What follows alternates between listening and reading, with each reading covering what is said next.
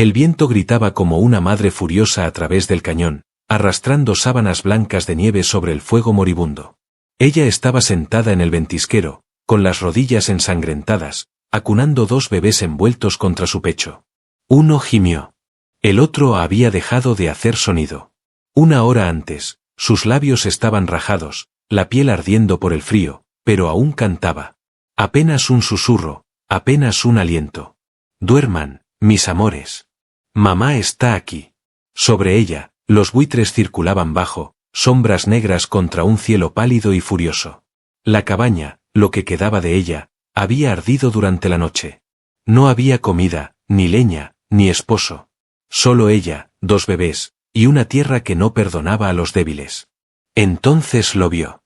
Una silueta a caballo, envuelta en pieles, observándola desde la línea de árboles. Un arco en la espalda, cuentas en las trenzas.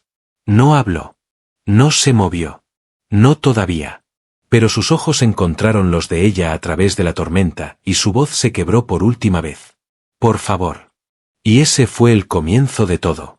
Suscríbete ahora, porque la historia de mañana te perseguirá aún más. La necesitarás. Pero antes de eso, déjame llevarte al día en que todo comenzó. Mercies Hollow. Lo llamaban Mercy's Hollow. Aunque la misericordia era lo último que se encontraba allí. Un pueblo de dos calles encajado en la cuenca de Wyoming. Azotado por el viento, quemado por el sol, con su capilla astillándose en el campanario y el salón bamboleándose apenas cuando las tormentas pasaban. El polvo allí se metía profundo en tu ropa, tu piel, incluso tus huesos si te quedabas el tiempo suficiente. Y Lark Whitmore se había quedado demasiado. Caminaba con una ligera cojera desde que un caballo la arrojó cuando tenía 16 años. Cuando su padre aún creía en Dios y su madre horneaba tartas de durazno los domingos. Ahora su madre era una cruz de madera en una colina azotada por el viento. Su padre, un fantasma de whisky que rondaba el cuarto trasero de la taberna de Barlow. Y Lark, bueno, Lark era viuda 2 veces. Eso decían los susurros, al menos. Lo maldijo, murmuraban. Ambos hombres muertos antes de que la tinta secara en la licencia. Tiene al diablo en la sangre. Mírale ese ojo, nublado como un pez muerto. Su ojo izquierdo, pálido por una vieja herida de una esquirla de carbón en la explosión de la mina que tomó la vida de su segundo esposo, les daba a todos razón para mirarla una vez, y luego apartar la vista. Lo mantenía bajo el ala de su sombrero, todo lo bajo posible. No importaba. La gente recordaba. Ya no quedaba quien se sentara junto a ella en la iglesia. No es que fuera. Nadie tocaba su puerta a menos que fuera para vender algo o advertir que habían visto un puma cerca del arroyo. Incluso los niños dejaron de pedirle dulces cuando oyeron la historia de cómo su bebé había muerto en su vientre la misma noche que enterraron a su marido. Ella nunca los corrigió. La verdad se doblaba más fácil de lo que sanaba. Así que Lark vivía para sí misma. Su cabaña estaba a 2 millas del pueblo, escondida detrás de un bosquecillo helado de pinos, construida por manos que ya no sostenían las suyas. Tenía gallinas. Cortaba su propia leña. No hablaba con nadie, salvo con el viento y sus caballos. Algunos días, ni siquiera con ellos. No es que no sintiera, es que sentir demasiado casi la había roto. El telegrama. Entonces llegó el telegrama. Un martes, dejado en su puerta por un chico demasiado asustado para mirarla a los ojos. Una sola línea, garabateada con la letra de su difunta hermana. Ven. No puedo quedarme con ellos. Gemelos. El aire se le atascó en las costillas.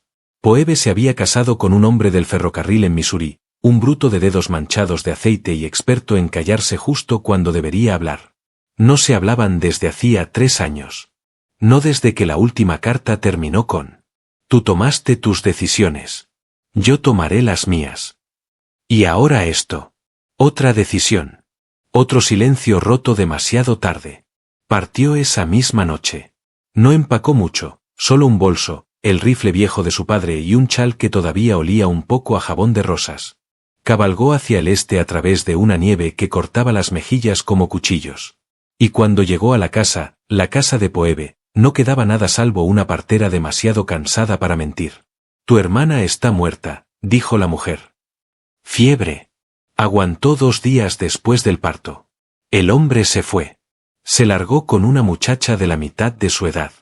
Dejó a los bebés gritando en el suelo. Lark no gritó. Solo los levantó, dos bultos arrugados de aliento y pena, y los meció hasta que el frío dejó de morder. Se quedó allí una semana, enterró a su hermana junto a un árbol de cornejo, luego empacó lo que pudo y regresó al oeste. De vuelta a la cabaña. De vuelta al bosquecillo de pinos. De vuelta a un lugar donde los fantasmas ya sabían su nombre. Solo que esta vez, no estaba sola. Los bebés lloraban mucho. Uno más que el otro. El niño, Thomas, con un pecho jadeante y puños como nubes de tormenta. La niña, Ruth, nunca cerraba los ojos del todo. Lark pasó noches enteras sirviendo leche, rezando sobre fiebres, aprendiendo nanas que nunca había necesitado antes. El pueblo se dio cuenta, por supuesto. Siempre lo hacían. Ahora está criando bastardos que no son suyos. Seguro que los robó. Los bebés no caen del cielo. Lark no respondía. Nunca lo hacía. Iba al pueblo una vez por semana con los gemelos atados al pecho, cambiaba huevos y colchas por azúcar y medicinas. La gente la observaba como si esperaran que se quebrara. No lo hizo, pero sí se dobló. La tormenta. Llegó finales de enero, cruel y rápido. El tipo de ventisca que sella tu puerta y parte árboles desde la raíz. Cortó leña hasta que los brazos le temblaron. La quemó más rápido de lo que podía apilar. La cabaña se enfrió. Los bebés tosían más. Ella sabía cómo se veía el hambre.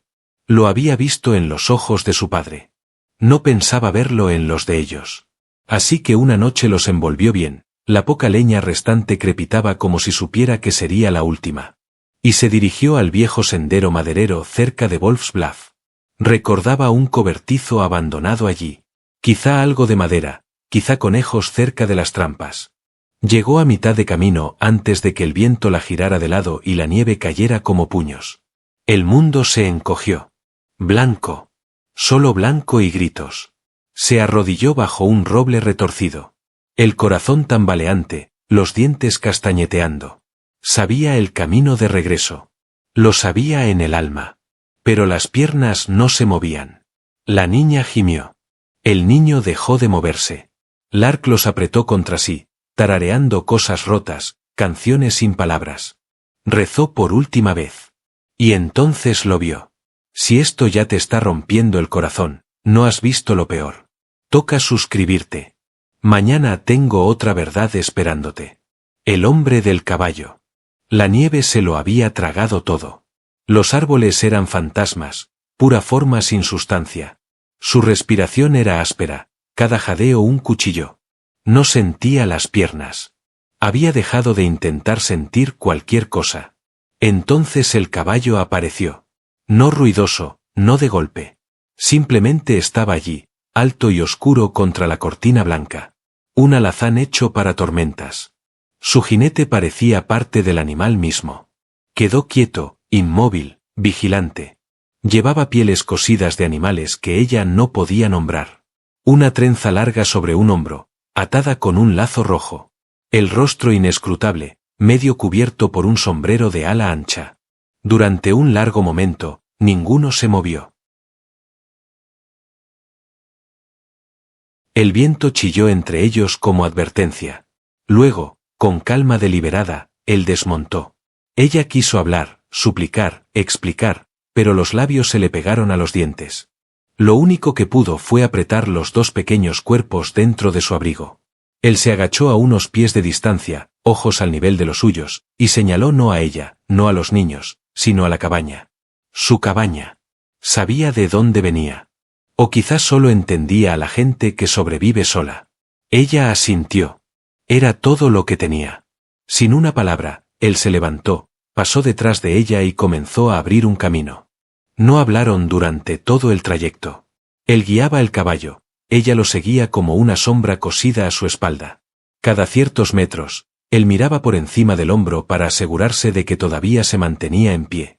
Una vez que las rodillas de ella cedieron, él la sostuvo por el brazo, suave pero firme, hasta que pudo levantarse. El fuego hacía rato que había muerto cuando llegaron a la cabaña. Él abrió la puerta y la ayudó a entrar. Los bebés aún envueltos contra su pecho. Ella esperaba que se fuera entonces. Hombres como él no se quedaban.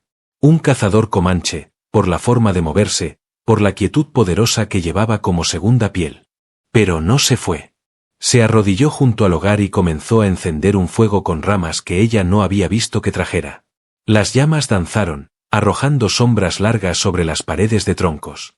Lark temblaba, sosteniendo a los gemelos más cerca. Finalmente susurró. No son míos. Él la miró. No confundido. No sorprendido. Solo paciente. Son de mi hermana, dijo ella. Murió. Aún así él no habló. Pensé que podría mantenerlos calientes, dijo, con la voz quebrada. Pensé que podría hacerlo. Él se levantó, caminó al armario donde guardaba sus latas y comenzó a preparar algo caliente con lo poco que tenía. Se movía como alguien que ya había hecho esto antes, para sí mismo, para alguien más. Cuando le llevó un cuenco, ella notó sus manos, marcadas, endurecidas. Con cuidado. Tienen nombres, dijo él por fin.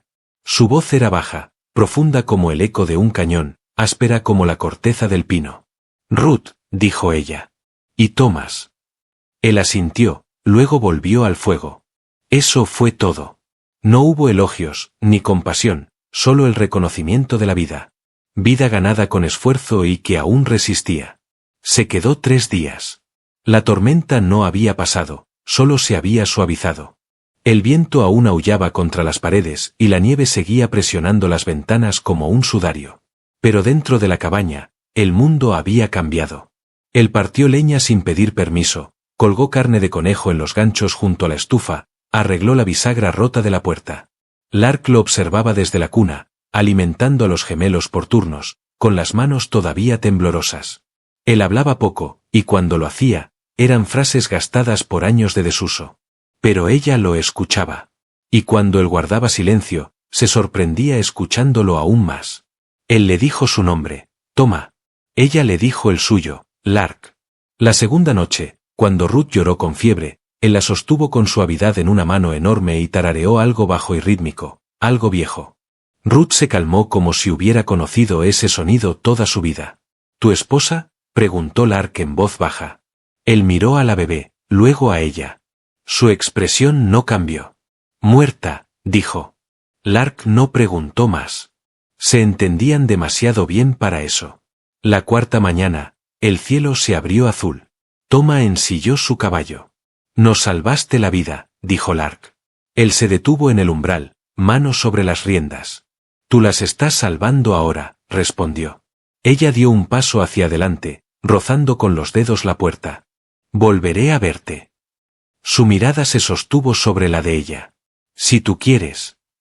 Luego se alejó, tragado por la línea de árboles como un sueño desvaneciéndose tras el amanecer. ¿Qué pasaría si alguien te viera por lo que eres, y no por lo que cargas? Suscríbete. Algún día esa historia podría ser tuya también. Por supuesto, el pueblo lo notó. Cuando Lark regresó con los bebés abrigados en un trineo, encontró miradas más afiladas. Las palabras circulaban en grupos apretados detrás de cajas y barandales. Huellas comanches cerca de su cabaña, murmuraron. Ahora tiene a uno de ellos ayudándola. Traerá peligro para todos. El viejo sáter escupió cerca de sus botas. Será mejor que mantengas tus asuntos donde podamos verlos. Ella no respondió. Apretó a Ruth y siguió caminando. Pero esa noche, cuando encendió la lámpara y miró hacia el campo blanco, había ojos en la oscuridad observando. No eran de Toma. Eran hombres del pueblo, o quizás otros, más hambrientos, que olían la debilidad. Tomó el rifle de su padre del estante. Ocurrió un día de mercado. Lark había abrigado a los gemelos y hecho el lento camino hacia Mercy's Hollow con una cesta de carne curada para cambiar por tela y manzanas secas. El sol estaba alto, pero no daba calor, solo iluminaba cada sombra, cada mirada. La gente se apartaba cuando ella pasaba, no por respeto, nunca eso, sino por sospecha, tal vez miedo. Ella lo sentía arrastrarse por su piel. Entonces notó que las miradas no solo eran vigilantes. Estaban, esperando. Entró al puesto comercial y se encontró rodeada. 2 ayudantes del sheriff, Sáter y el nuevo predicador, un hombre de rostro redondo, ojos blandos y una voz llena de fuego y condena. La puerta se cerró detrás de ella. Con llave. ¿Dónde están?, preguntó Sutter. Lark apretó más la cesta. ¿Quién? Bien lo sabes. El salvaje. Sabemos que ha estado durmiendo en tu cabaña. Ella parpadeó. Un segundo de silencio. La madera crujió. No lo está, dijo. Y aunque lo estuviera, seguiría siendo más decente que cualquiera de ustedes. El predicador dio un paso adelante, voz suave como una mentira. Estás arriesgando la vida de esos niños. ¿Crees que el Señor quiere que sean criados así, por una mujer como tú? Las manos de Lark temblaron. Pensó en la cuna, en las risas, en los diminutos dedos aferrándose a su pulgar. Ustedes no pueden decirme qué quiere el Señor. Entonces Sutter la abofeteó. Su cabeza se giró de golpe, el sombrero cayó al suelo. La habitación quedó inmóvil. Luego el predicador asintió a los ayudantes. Tomen a los niños. La arrastraron afuera. Los habitantes ya estaban reunidos como si lo hubieran sabido, como si hubieran estado esperando. Los gemelos lloraban en la parte trasera del carro del sheriff. Lark forcejeó, gritando hasta desgarrarse la voz, pero nadie se movió. Escuchó palabras. Incapaz. Peligro para el pueblo. Que los críe una familia de verdad. Alguien escupió en su cara. Y así, algo dentro de ella cedió. No se rompió, se hundió. Dejó de luchar. Se volvió blanda. Y cuando la soltaron, cuando nadie la miraba, corrió. Corrió a los árboles como un ave azotada por tormenta. Sangre en la boca, sal en las mejillas. Las ramas desgarraban su vestido. La nieve tragaba sus botas. Pero no se detuvo. Pasó la cabaña, el arroyo, más allá, donde ni los cazadores iban en invierno. No sabía a dónde iba. Solo sabía que no podía volver. No sin ellos. Cayó junto a un tronco muerto, abrazándose el propio pecho como si pudiera sostener su corazón destrozado. El frío se metió en ella. Su aliento se hizo lento. Quizá ahí terminaba todo. Quizá era mejor así. No escuchó que él llegaba. Un momento estaba sola.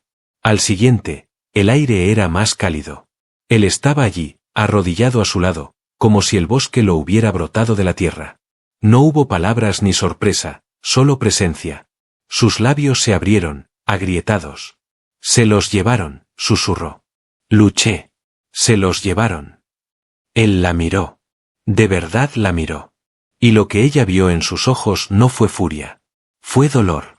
Del tipo que conocía el suyo. Él no la levantó a la fuerza. No la cargó enseguida. Solo se quitó el manto de piel, lo envolvió alrededor de sus hombros y se sentó a su lado en la nieve. Sin prisa. Sin rescate. Solo, con ella. Tras un largo silencio, habló. ¿Dónde? Ella tragó con dificultad. El carro del sheriff, quizá la iglesia. Él asintió una vez. Ella esperó que él se levantara y marchara al pueblo hecho pura venganza. No lo hizo.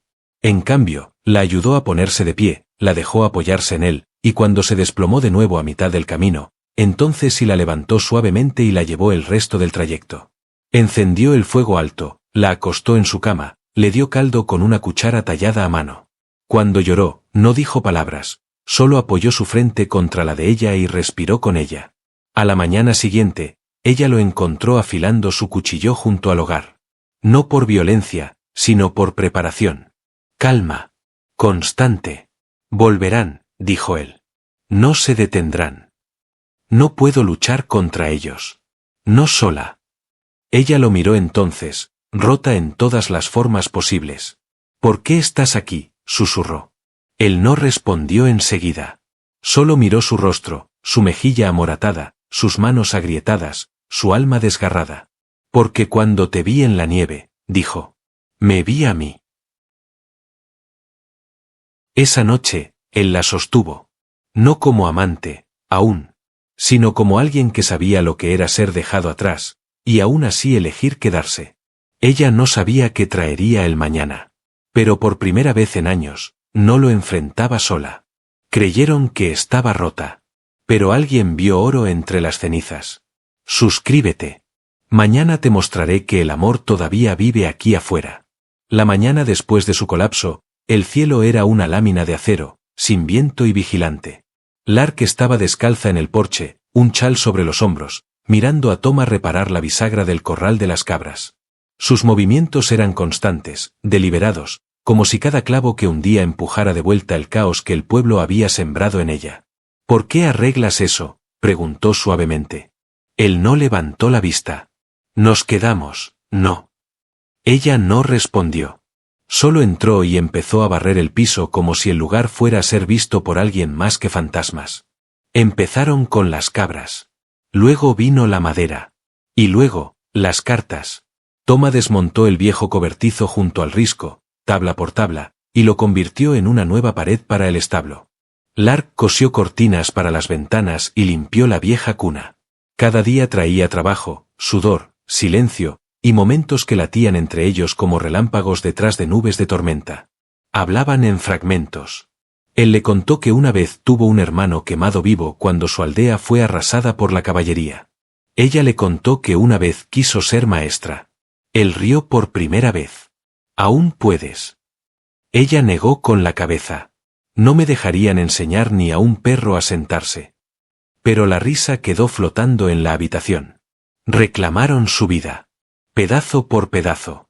La gente del pueblo se mantuvo lejos. Los rumores se espesaron como humo. Pero nadie volvió a la cabaña. No todavía. Aún así, los gemelos seguían lejos. Y eso hacía que todo lo que construían supiera un poco a ceniza.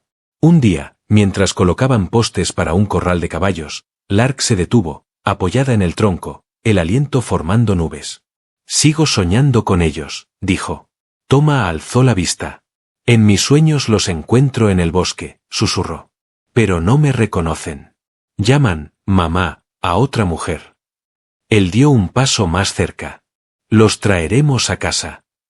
Ella lo miró con ojos gastados por la esperanza. «¿Cómo? Han hecho que parezca salvaje, incapaz». «Mintieron», dijo él. «Y las mentiras caen cuando se encuentran cara a cara con la verdad». Fueron juntos al pueblo la semana siguiente. No armados, no furiosos. Solo juntos. Él tomó su mano mientras cruzaban la plaza. La gente miraba, algunos escupían, otros apartaban la cara, pero caminaron hasta la casa del predicador, donde los gemelos habían sido puestos bajo custodia temporal, y se plantaron en el porche. El predicador abrió la puerta, rígido y recto. «No pueden simplemente venir aquí». «No venimos por su permiso», dijo Lark, voz firme. «Venimos por los niños. Y si no los entrega, iremos a Cheyenne. Iremos ante un juez». El predicador bufó. «Nadie creerá su palabra sobre la del pueblo». Toma dio un paso adelante. «Entonces escucharán la mía». El predicador se quedó inmóvil. Sus ojos se movieron hacia la calle, viendo quizá por primera vez que el viento había cambiado. Los niños fueron devueltos bajo supervisión. Estaban callados al principio, confundidos. Ruth se aferró a Lark como si quisiera memorizar su olor. Thomas lloró en sueños durante una semana. Pero estaban en casa. Toma talló 2 pequeñas cunas de pino. Lark cantó nanas por la noche, su voz suave pero más fuerte que antes. Ya no solo sobrevivían. Estaban construyendo.